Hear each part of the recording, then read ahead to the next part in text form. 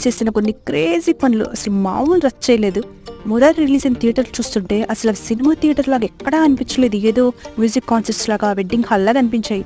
అక్షంతలు థియేటర్కి తీసుకెళ్లిపోయి అలనాటి రామచంద్రుడు సాంగ్ వస్తుంటే అక్షంతలు పంచుతున్నారు. అదే పెళ్లి మంటపంలో తాళి కట్టే ముందు అక్షంతలు ఇస్తారు కదా, అలా పంచిస్తున్నారు. అంటే మోస్ట్ వైరల్ థియేటర్లో పెళ్లిళ్ళు చేసుకోవడం. ఇదైతే సెన్సేషన్, అసలు ఎవరు ఊహించుకోవడం ఉండరు.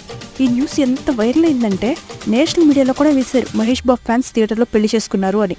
మురారి వసుంధర పేరుతో వెడ్డింగ్ కార్డు. నాకైతే నిజంగా మహేష్ బాబు గారు పెళ్ళి అవుతుంటే ఆ పెళ్లిని మహేష్ గారు ఫ్యాన్స్ సెలబ్రేట్ చేశారేమో అనిపించింది. అండ్ మురారి అనేది ఒక class and family oriented movie. దీనికంటే ముందు మహేష్ గారి మూవీస్ ఒక్కడు, పోకిరి, బిజినెస్ మ్యాన్ రిలీజ్ అయ్యాయి. ఓకే, అవి మాస్ మూవీస్ కాబట్టి మాస్ ఆడియన్స్ వెళ్తారు, ఏదో సెలబ్రేట్ చేస్తారు అనుకోవచ్చు. బట్ మురారి లాంటి ఒక ఫ్యామిలీ మూవీకి ఇంత రెస్పాన్స్, మాస్ సెలబ్రేషన్స్ అనేవి నిజంగా అన్ఎక్స్పెక్టెడ్. అసలు నాకైతే మహేష్ బాబు గారి కొత్త మూవీ ఫస్ట్ డే రిలీజ్ అవుతున్నట్టే అనిపించింది. సాంగ్స్ వచ్చినప్పుడల్లా ప్రతి సాంగ్కి డ్యాన్సులు, ముఖ్యంగా మహేష్ గారు లేడీ ఫ్యాన్స్ అయితే ఈసారి రచ్చ రచ్చ చేసేసారు. మహేష్ గారు తన ఫ్యాన్స్ కోసం తన ట్విట్టర్లో పోస్ట్ చేశారనమాట.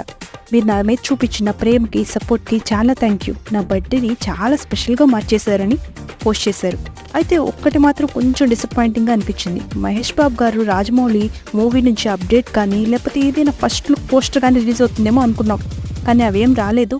బట్ ఓకే, నిజంగా మురారి రిలీజ్ మాత్రం మహేష్ గారి బర్త్డే సెలబ్రేషన్స్ని ఫుల్ఫిల్ చేసేసింది. అన్నట్టు మహేష్ గారి న్యూ లుక్ చూసారా? లాంగ్ హెయిర్తో ఆయన గడ్డంతో కనిపిస్తున్నారు. ఫస్ట్ టైం మహేష్ గారిని గడ్డంతో చూడడం. గడ్డంతో మహేష్ గారు ఎలా ఉన్నారు? కామెంట్ చేయండి. వీడియో నచ్చితే లైక్ చేయండి, షేర్ చేయండి, సబ్స్క్రైబ్ చేయండి.